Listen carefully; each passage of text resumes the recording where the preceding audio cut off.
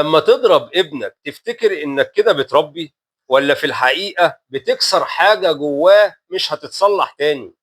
السؤال اللي لازم تسأله لنفسك: ابني هيطلع يحبني ولا يكرهني؟ الخطورة يا جماعة في اللي أنا بقوله ده إن الضرب مش بيصلح، ضرب بيشوه، وممكن يطلع شخص غير سوي تماما، مشوه نفسيا من جوه.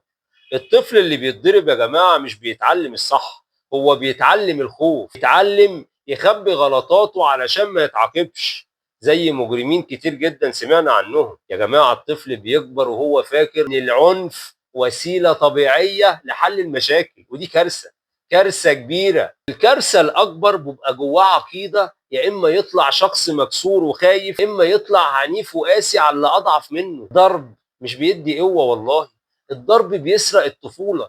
أجمل حاجة عند الطفل، تخيل إنك ماسك معدن لين وبتشكله، لو شكلته بلطف هيتحول لشيء نافع وجميل ينفع الناس، لكن لو ضربت فيه بمطرقة هيتكسر ويتشقق. ابنك نفس الشيء يا جماعة والله.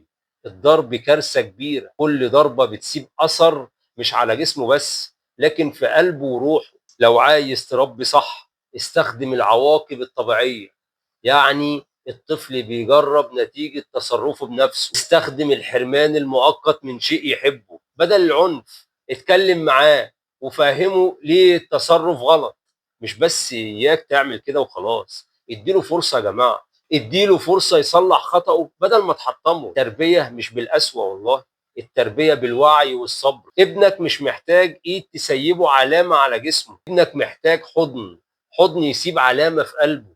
الضرب مش تربية أبدا، ضرب جريمة بتسرق ثقة الطفل من نفسه وثقته فيه. يا جماعة أنت اللي هتختار تكسر طفلك ولا تبنيه. لو عجبك الكلام ده ولمس قلبك ممكن تشاركه مع حد يفيده وتشترك في القناة.